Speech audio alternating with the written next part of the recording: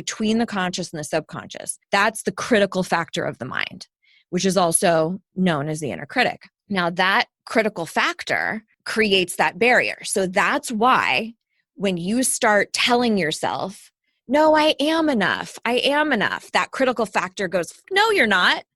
We have all this history from our youth, or we know you're not enough. And so that it acts like a little guard dog and just repels anything you try to say to it. But what happens in hypnosis is that critical factor basically goes to sleep, and you can start dropping in suggestions that land into that subconscious part of the mind. This is Your Kick-Ass Life podcast, episode number 365 with guest Amy Smith.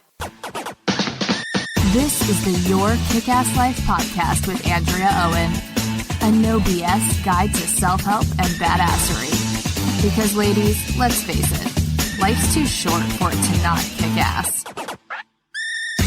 And here's your host, the girl who serves it up straight with a side of crazy, Andrea Owen. Hey there, ass kickers. Welcome to another episode of the show. I am so glad that you are here. I hope this finds you well amidst 2020 as we start to wind down the year. And I have a special guest for you today. Amy Smith is on the show. For those of you that might be new to me or new to the podcast, Amy's been on several times, and she is my very best friend in the whole world. We go back about 11 years or so, and I'm excited to bring her on because she's talking about hypnotherapy, which is something that I really know nothing about. And she's been talking to me about it over the last couple of years as she's been in her training, and it is truly fascinating. So I'm pumped to have her come on and tell you about these particular modalities that could be of help to you. Also, we are still accepting applications for new private clients. If you are somebody who is struggling to set boundaries in your life, or if you really resonated with both of my books and want to figure out how to implement and incorporate those ideas and tools and advice that I give in those books, come on over and fill out an application. I also do much deeper work that's around shame resilience so that you can live your life from a place of your values and feel proud of how you're showing up every day instead of doing those things like perfectionism or people pleasing or numbing out and not reaching out to people when you need help and things like that. So head on over to yourkickasslife.com/coaching and fill out an application. You can either work with me privately or you can work with my lead coach, Liz Applegate. Either way, we'll figure out what is the best package for you, who is the best fit, and you'll be well on your way to kick off 2020 with intention and purpose. All right, I also want to give you a fair warning that really, whenever Amy is on the show, it's kind of a toss-up as what's going to happen. So we start out in true Amy and Andrea form, and we are having a quick conversation about tampons. So for those of you that might be offended by things like that, you might want to skip through, although it would be kind of weird if you were offended. I mean, hey, no judgment. It's not extraordinarily graphic, but just fair warning there. And that goes on for, 5 or 7 minutes or so. I think it's a little funny. But anyway, for those of you who don't know Amy, let me tell you a little bit about her. Amy E. Smith is a certified and credentialed life coach and hypnotherapist, masterful speaker, and personal empowerment expert.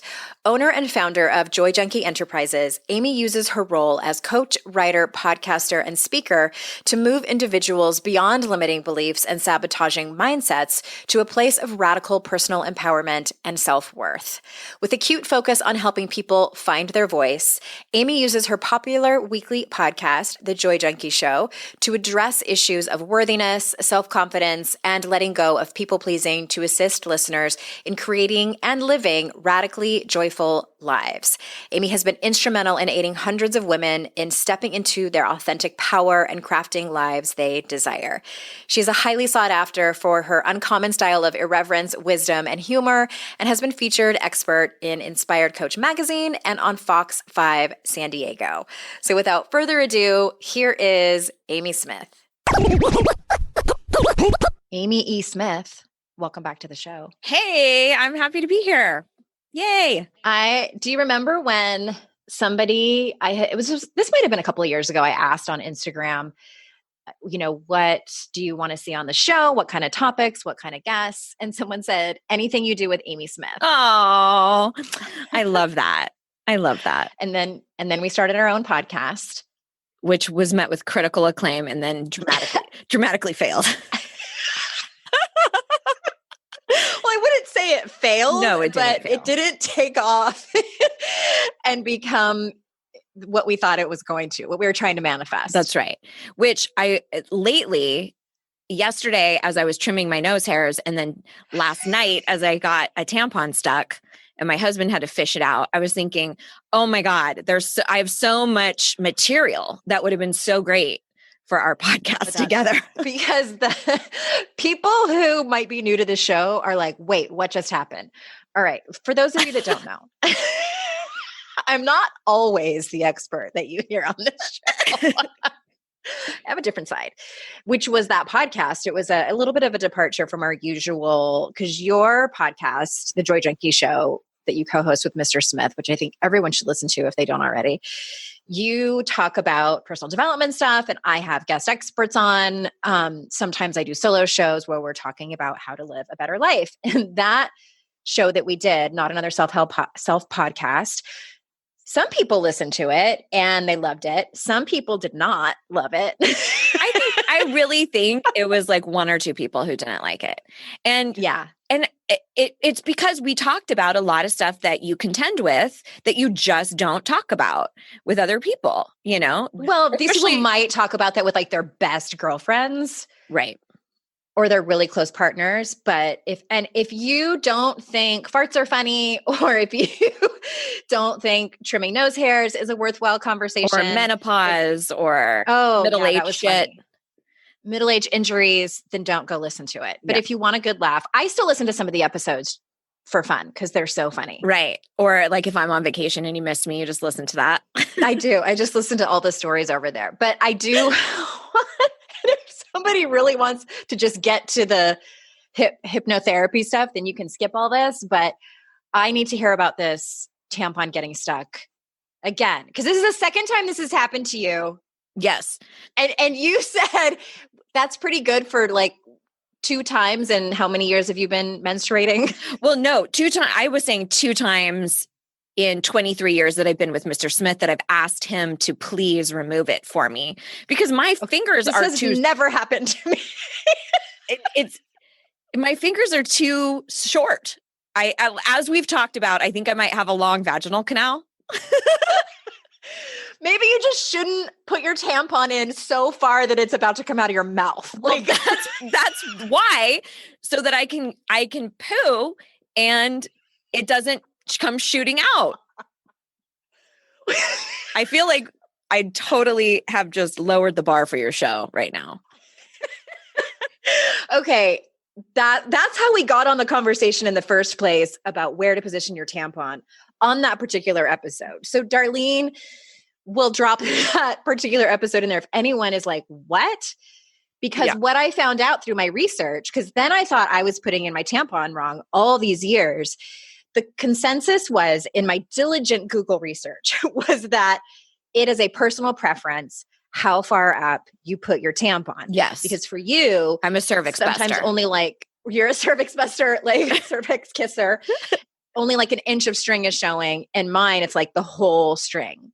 Yeah. To me, that's a lot of trust that you're having.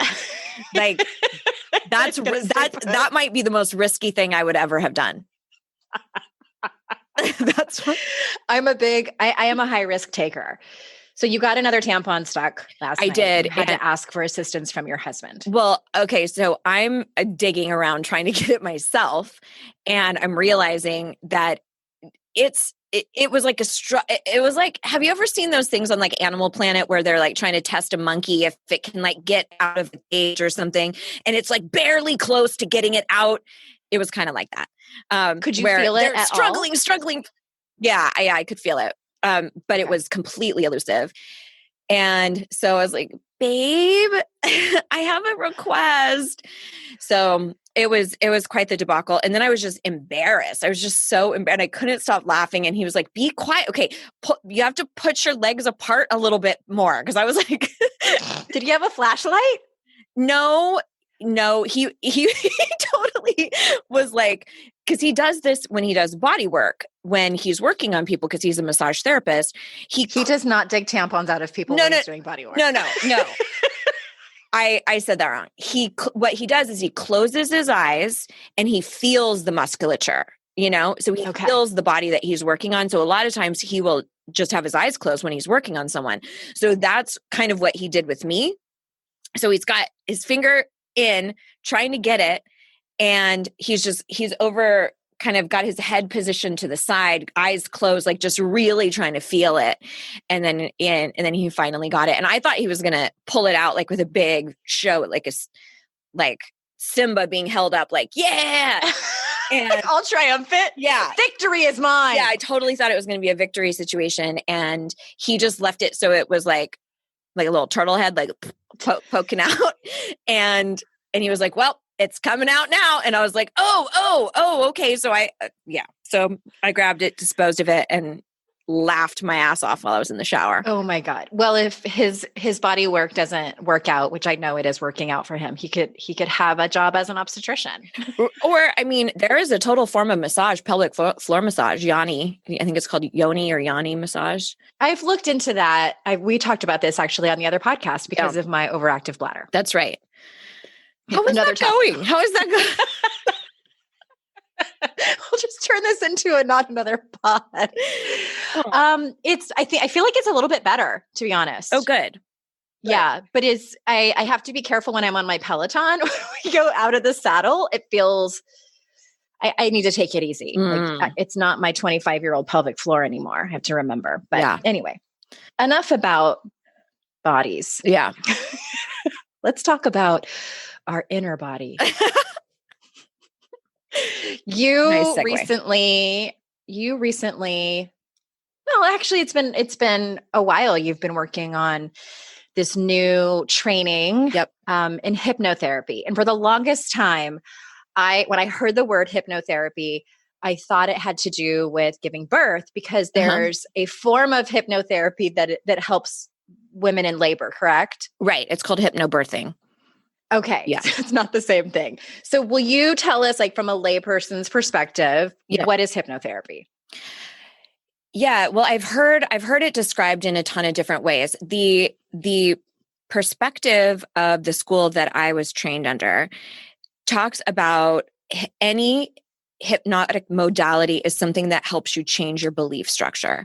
So even things like religion could be considered a hypnotic modality, coaching, NLP, EFT, anything that helps you change a belief structure can be hypnotherapy. But as far as what is actually happening, very, very simply stated, it's a slowing down of your brain waves.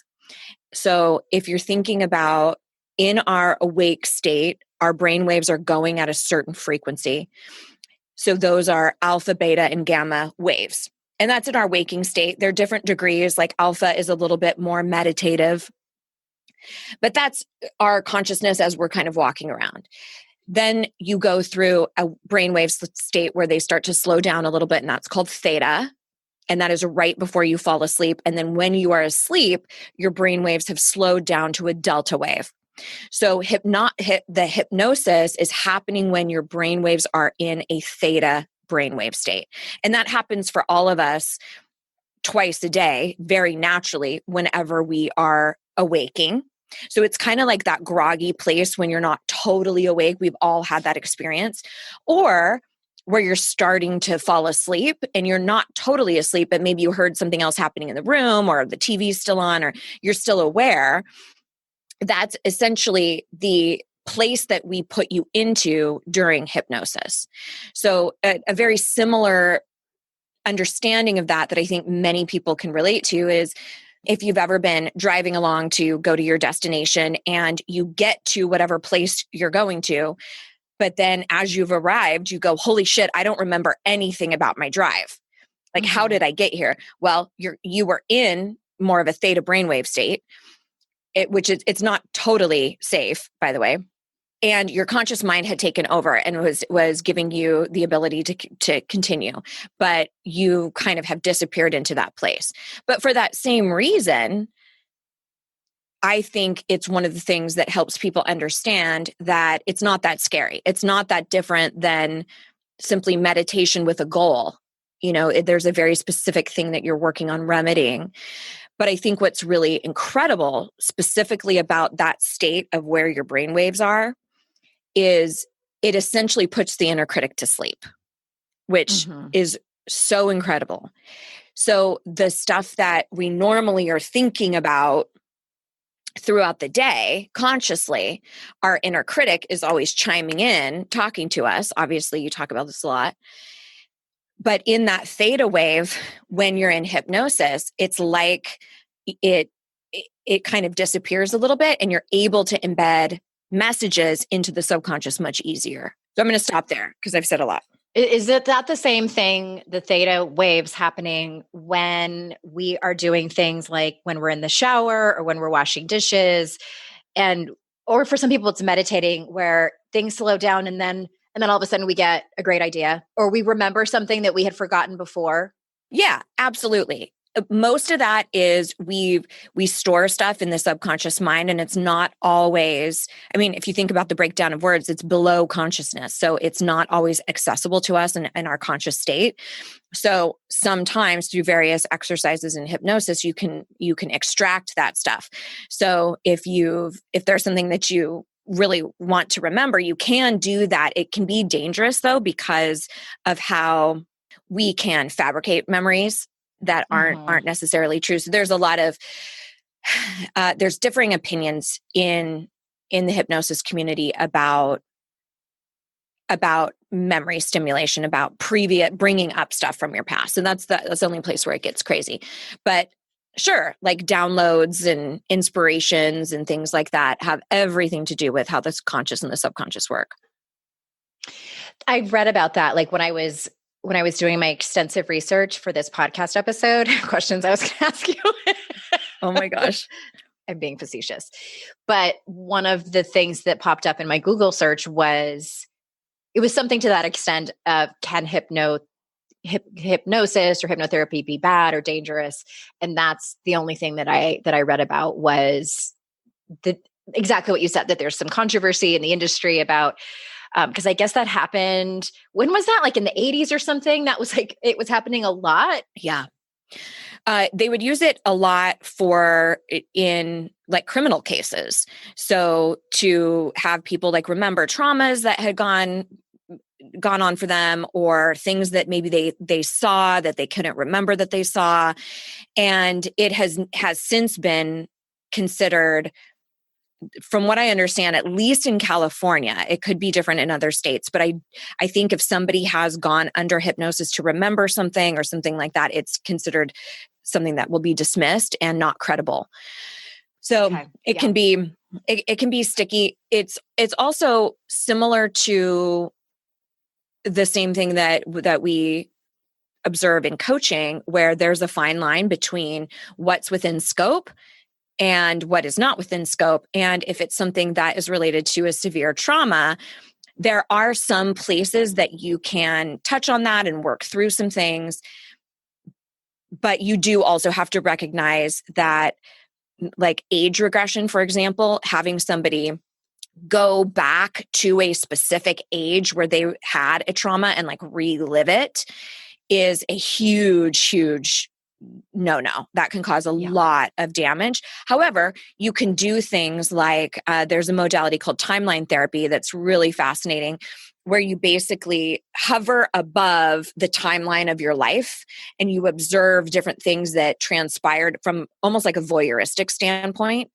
I think of it like in A Christmas Carol, when Scrooge goes back and looks at the various different places of his life, and he can kind of observe what that version of him needed and, what was actually happening. So you can do things like that, but actually going back and being that age can be really, really detrimental. Yeah, that sounds a little dicey. Talk to us about when you were mentioning quieting the inner critic? Yep. Because I know a large part of what you do is helping women feel like they're enough and getting past and just a lot of self-worth stuff. Because what we hear a lot is women will say, I know logically and practically that, I'm a good person, Right. and I know that I'm worthy, of course, but I don't believe it in my body. Or when I get triggered, I immediately go down into that place of feeling like not enough. Why can't I fix this? Why can't I overcome this? Yeah. So this has everything to do with how the subconscious and the conscious mind work. So if you think about the mind in its entirety, I've heard differing percentages. The school that I went to said 12% of the mind is the subconscious part the conscious part of the mind. And 88% is the subconscious. Now I've heard also varying degrees, so much as like 5% is our conscious. And 95% is subconscious. But what that means, how that is created, is in that subconscious part of the mind that houses our fight and flight response, right? Which we now know there are iterations like freeze and fawn and et cetera. But we're only born with two primary fears: the fear of falling and the fear of loud noises. That's it. Everything else is a learned behavior. So if you have a fear of dogs, if you have a fear of what other people think about you, if you have a fear of failure, all of those things are crafted in the subconscious mind in an early age, usually around up until about the age of 8, and then continues. But those are when we're highly suggestible, because there is no critical factor of the mind until you get later on in childhood. So basically what happens is you experience life and your mind either makes a positive association with something or a negative association with something, but it becomes a known, right? So the mind registers it's either a known thing or it's an unknown thing.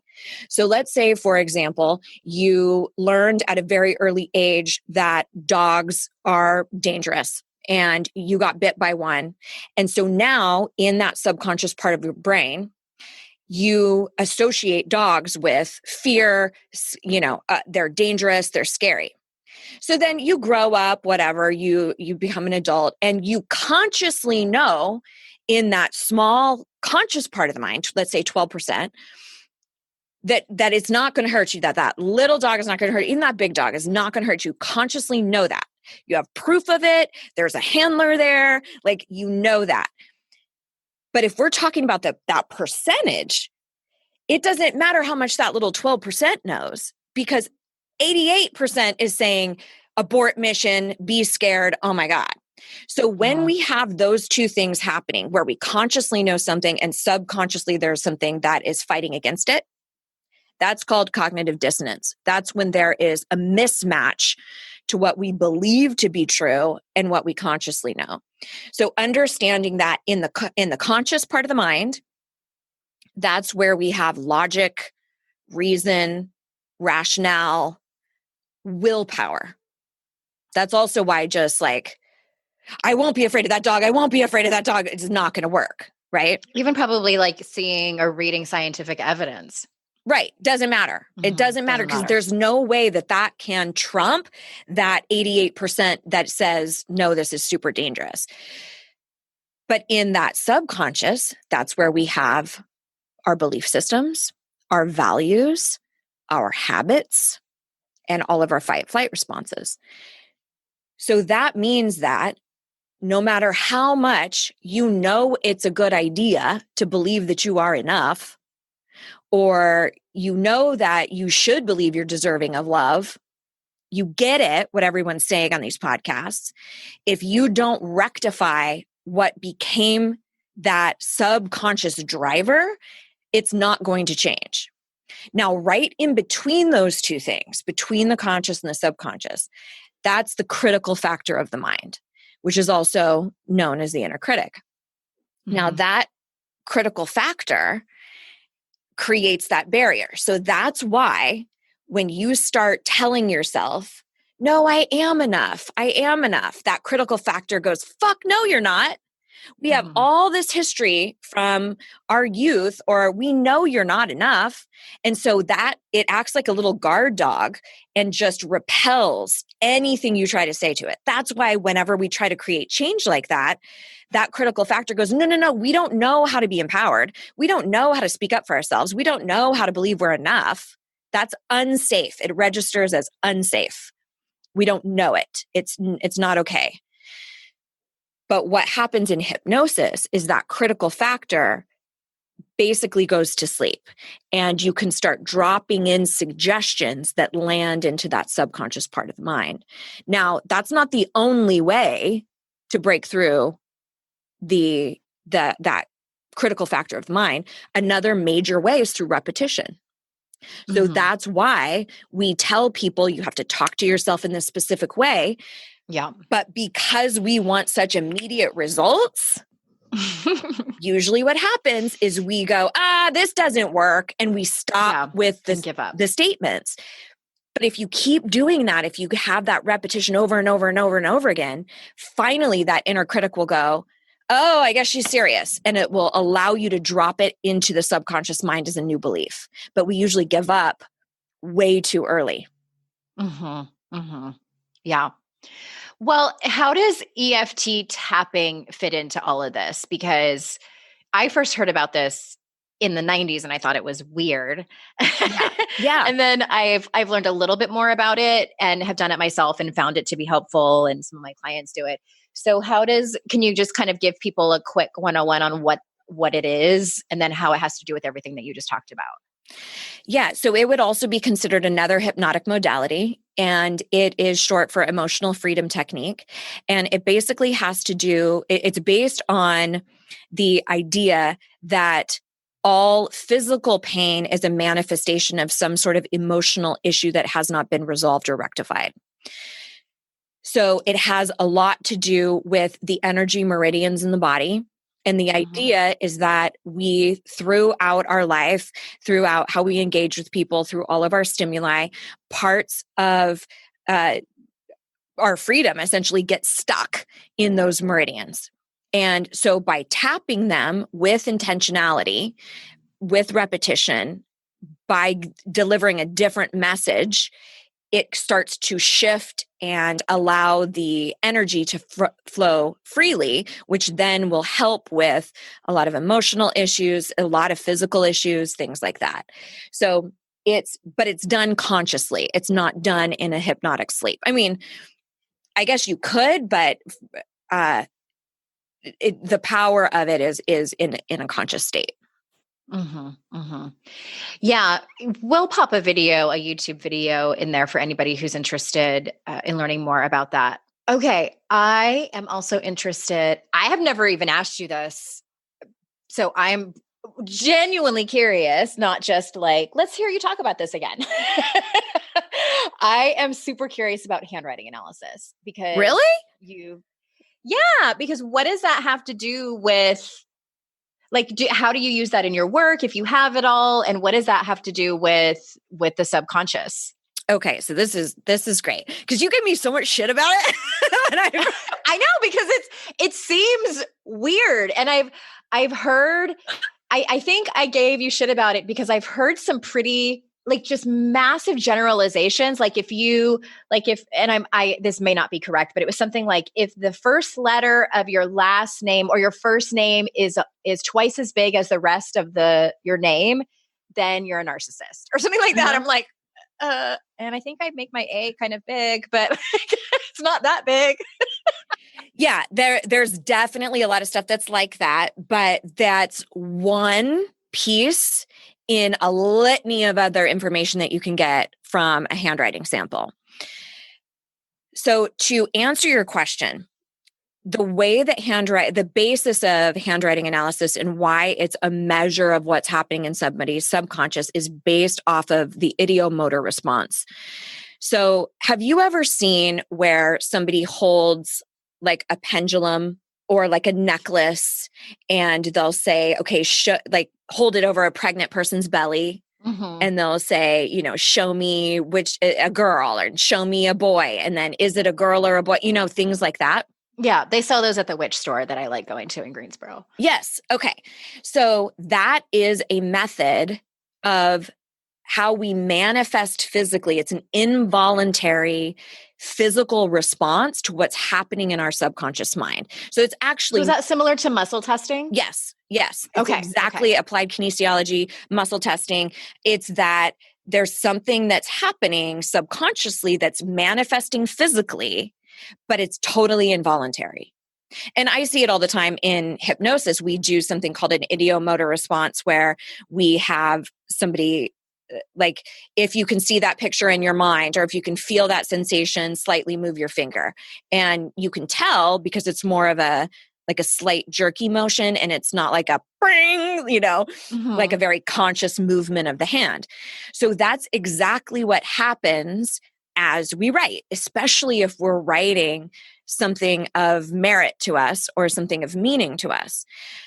You can also kind of see this. Have you ever done this where you start off writing like a journal assignment or something, and you start off at the top of the page being like all poised and kind of writing well, and then by the time you get down kind of 3/4 or to the bottom, it's like scribbly, and that's when I start skipping lines because it's just my handwriting gets like a little wonky. And that would be really curious for me to look at, because usually you don't start accessing that subconscious part till about like 3/4 down the page. So what I will ask people is for them to send me a full page of, usually I give them like specific journal prompts, and then I can look at the way in which they've written. There are certain things like T's represent confidence and self-worth. So you can start telling if there's a lot of confidence issues. The I, the capital I, indicates how you feel about yourself. So you can start looking at that. So, and there's a whole bunch of stuff that has to do with how people write their name and the sizing of the letters, the spacing in between. O's that are open are usually indicative of somebody who has an open mouth and can't keep a secret. But you can also start working on certain behaviors. So for example, if you have the end of like a Y, or the end of really any letter, like towards the end, that indicates if you follow through on things or not. So if I've noticed for me that I will sometimes just sharply end down instead of allowing it to go through. So I've been working on making sure that they go through, because there's certain things that I want to complete, that I want to follow through on. So you can start changing your behavior. So like a G or a J or a Y, you would look at how the tail is? Yes, how the tail is. But there's so many things. Like, one of the ones that I found really fascinating is everything kind of on the left represents self or past. Everything on the right represents future or others. So if I don't understand, like left or right, how does that have to do with handwriting? So if I ask them, this is the placement of the paragraph on the page. So if I ask somebody to write, and they go all the way to the edges on both sides, I know they leave very little room for themselves, but they also leave very little room for other people. There's boundary issues hugely. So I always go into the margins on the right. So what does that mean? That means you don't leave a lot of room for other people. Does that surprise you? No, not at all. And so, but if you leave more amount of room on the left-hand side, that means you leave a decent amount of space for yourself. Okay. So yeah, it's really, really interesting. But that can play out in a lot of different ways. So, but it all has to do with your subconscious will manifest itself involuntarily in your physical body in various ways. So interesting. That is fascinating. I'm glad you explained it. And in my defense, all of my O's are closed. Yeah. Okay, good. But I have a big mouth, but I do keep secrets. Yes. You will have like various loops that are in things represent all sorts of different stuff. It's really, really fascinating to me. So we did a series where we looked at various handwriting samples, and there were certain things that if it's highly erratic and if it's it's called sinuous, it's up and down all over the place, it's like a refer out. This is likely some sort of psychosis or something that's very much out of Good grief. Your realm, right? So we're observing this handwriting sample and it's all over the place. And we're like, oh my God, refer out. It's Charles Manson. Oh my gosh. So there was a lot of inconsistencies in the handwriting. Is that what you mean? Yes. Yeah. Or instead of, there's a lot that has to do with do you write slightly upwards, or do you write slightly downwards, or do you write almost like it's in a wave? And if you write slightly downwards, that's usually an indication of depression, sadness, not seeing the bright side. If it's up and down, kind of like a wave, it can be problematic. And it's also, there's a collection of things that have to exist for it to be really concerning. And his was definitely all of the things that represented instability. That's so fascinating. I noticed that I think our generation who really learned cursive. Yes. There are some letters that I write very different. It's kind of like Spanglish with my handwriting. Yeah. Like I have a combination of printing and cursive, which I think is probably a lot of people when we get to be this age. And I've noticed that some of my letters are different depending on if I'm in a hurry or not. Yes. And if I'm trying to write neatly for someone else. If it's just for me, it's going to be a little bit more messy. That's really interesting too. So if somebody constantly prints, that's usually an indication of control, like really trying to control the situation. And what I've noticed is I will print only my notes for my podcast. The most of the other time I do like what you do, like kind of a cursive print hybrid, but I'm much faster that way.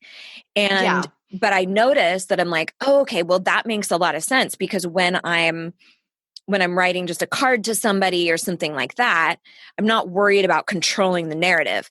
When I'm writing my podcast notes, I want to control exactly the message that I'm getting across. You'll also see it in a lot of professions that have to be controlled, like law enforcement or medical profession, things like that. But there are things that are only indicative to cursive that you can tell about people, but there still is plenty that you can tell from printing as well. But most people have varying degrees of writing like that.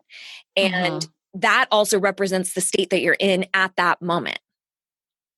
So if I see somebody who has a lot of slanting down, like the all of the words are slanting down, I'm going to want to get another handwriting sample in like a week's time to make sure that we're not consistently depressed, that they were maybe just down at the time that they wrote that to me. Yeah. So if I had to describe your handwriting, I would say it's bubbly. Does that mean that you have a bubbly personality? That's funny. Mine is actually not as bubbly as you might think. Mine definitely has some roundness to it. Usually highly bubbly is more of a creative thing, like a real creative spirit. Yeah. Which is you. Yeah. Yeah. Well, before we go, I want to ask you about dreams, because you've been so helpful to me, even before, but as you've been trained in this modality about dream analysis. Yep. And I think one of the things, if I can prompt you a little bit, the thing that has been so helpful to me is when I'm telling you about my dreams, that they're less literal, which sometimes really scares me when I dream about people I don't want to be dreaming about, and more so what they represent to my subconscious. So can you speak to that for a little bit? Yeah. So there's a lot of really cool things in dream analysis, but essentially what's the most important thing to understand is the same way that you go to sleep with, let's say, a cut on your finger and you wake up and it's naturally so much better than when you went to sleep, our bodies will naturally heal as we sleep. And the same is true for our subconscious. So if there is a bunch of shit that you dealt with during the day that you didn't have the time to journal about or talk about with a therapist, your mind, your subconscious will try to heal that as you sleep. So we have various degrees of dreaming where we start almost by like a sifting process of like what matters to my dream, what matters in my life. Almost like when you go through your mail and you're like, keep, toss, keep, toss, keep, toss. So you do that at the very, very beginning. And then you get to a dream state that is called your venting dream state. And this is usually about 90 minutes or 120 minutes prior to you waking up in the morning. And this is where your body is trying to process anything that you couldn't handle throughout the day. Now, if you have a lot of recurring dreams, it's usually indicative of something happening in your life that you haven't fully made peace with or you haven't rectified. One of the big elements around that is recognizing in your dream what age you were, because there are a lot of context clues that will come up. So was there a person in your dream who represented a specific time period in your life?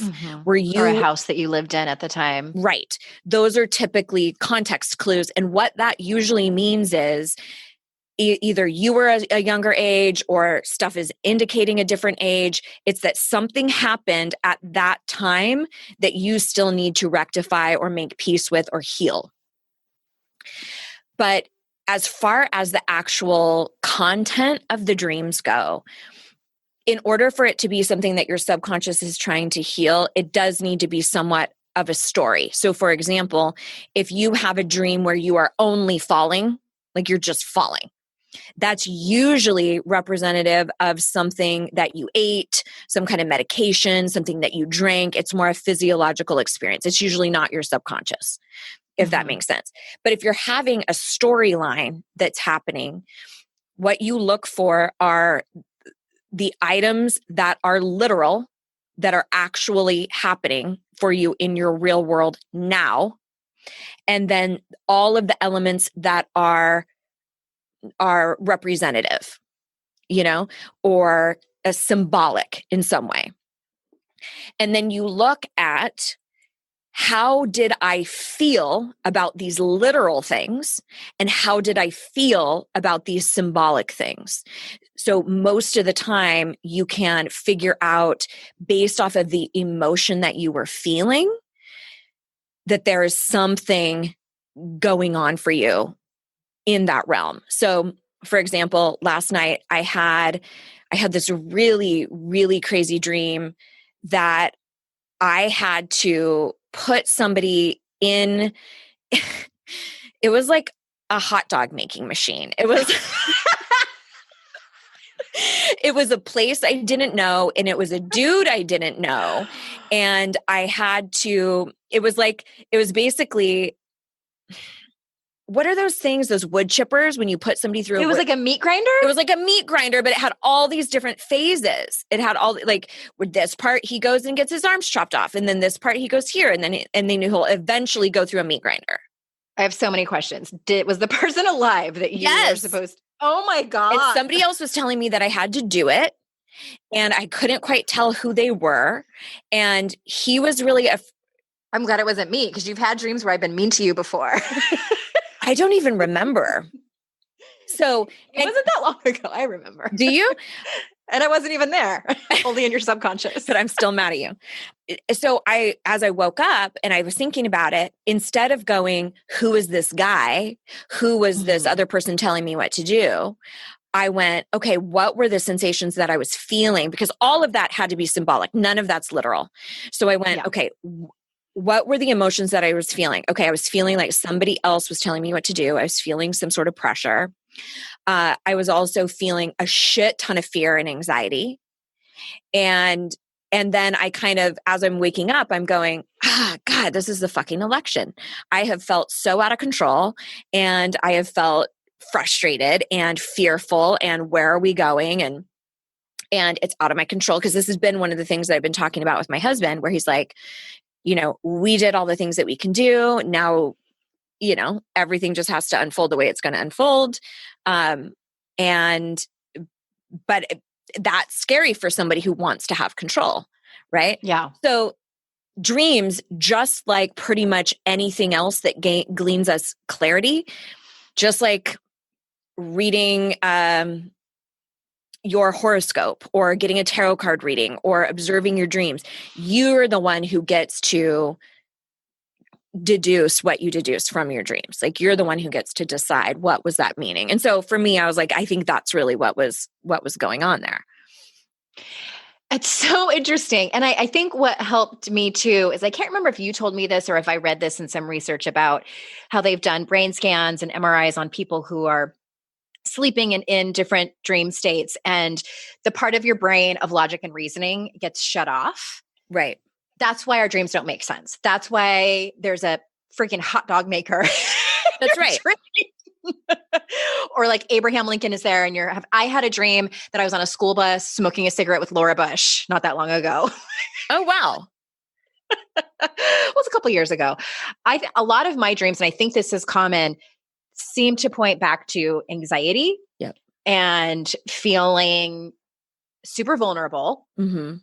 Because that's where I have the reoccurring dream, which I also know is common, about being in school and not having studied for the test. So feeling ill-prepared about something. Yes, I have those. And wanting to put my best foot forward and realizing that I'm not going to. I also have dreams, a reoccurring dream. This is so embarrassing, that I'm in high school trying out for the I've told you this. Yeah. Trying out for the cheerleading team, and I'm 45 years old. Yeah. Oh my gosh. And it's about feeling left out. Right. That I don't belong. Right. And so I think sometimes we think if we have recurring dreams, we need to fix it, right? There's something wrong. We need to fix it. And that doesn't always have to be the case. It could be the same way we view emotions, where emotions aren't just going to stop. They ebb and they flow, and they're just there to give us a message. They're just there to teach us something. And so the same can be true for your dreams. Okay. What if that's just a little bit of insight around, oh, all right, I was feeling a little bit left out yesterday, or I have been really craving connection because we're in fucking quarantine and I would love to be around people. No wonder I dreamt about that. So instead of it being like, oh, I've got to fix, sometimes it's like, what's just the message I needed to receive today, or the healing I needed to experience last night? Mm-hmm. I've also had it explained to me, this might have been by my therapist or it might have been you, saying that when we sleep, as you said, our bodies are trying to repair just like sore muscles. Yeah. And many times our subconscious has not caught up with our conscious and understanding what the reality is right now in our world. Right. And so it's essentially trying to heal. And that's why sometimes we might dream about people from our past or people who have passed away or people we don't speak to anymore. It doesn't mean that we necessarily need to pick up the phone and call someone from our past. It's just our brain's way of trying to file it away. That's right. That's right. It doesn't know, the subconscious doesn't always have a strong grip on timeline at all. We do the same thing. And that's with experiences that we have in our adult life, where that's one of the reasons why I think this particular year has been so challenging for people, is because this new trauma has kicked up old trauma that lives in our cells, that lives in our subconscious mind. But one of the things that you were talking about the absence of logic and reason when you sleep is exactly what I was talking about with the conscious versus the subconscious. Logic, reason, rationale, willpower is held in the conscious form of the mind. If you're not conscious, if you're unconscious by sleeping, of course those things are gone. Those don't have any bearing there. The only thing that I would say to people about dream analysis is be wary of something that is telling you butterflies always mean this, tigers always mean this, or X's always mean. That's not true at all. It's completely relative to the meaning that you extract from it. And the most important element is how you felt in the dream. It's usually about an emotional healing that needs to take place. Yeah. So it seems very nuanced and unique to each individual life. Exactly. So how do you work with clients in this modality? How can people come and learn more about you and the hypnotherapy? That's funny because I don't do that at all, except for in my coaching practice, which is, so like on the outside, you wouldn't really know that I have all of these various levels of education, because what I do is work in this enoughness, like you were talking about. And then how then do you communicate that with the world? Tough conversations, boundaries, communication, et cetera. So if you are interested in the work that I do, the best place to kind of get to know me is over on my website at thejoyjunkie.com. There's tons of freebies. I talk about it on my podcast, but I do have one specific signature program that I do. And I essentially infuse hypnotic elements and NLP and EFT into the coaching program that I do. So if you go to my site, you're not going to see, here's all about Just dreams. do hypnotherapy with you. Yeah. Right. Here's hypnotherapy and here's that. I do coaching and then I infuse these pieces into it. Well, we'll drop those links in the show notes, especially the show that you have. And I think everyone should go and listen to it because I think you're so smart. And everything I learned about boundaries and communication comes from Amy E. Smith. Oh, thanks. And best of luck with your future with tampons. Thanks. I'm clearly going to need it. And thank you so much for being here. It's always a joy. And I need to have you on more often. And everyone, thank you for your time. You know how valuable I know that your time is. Thank you, thank you, thank you for being here. And remember, it's our life's journey to make ourselves better humans and our life's responsibility to make the world a better place. Bye, everybody.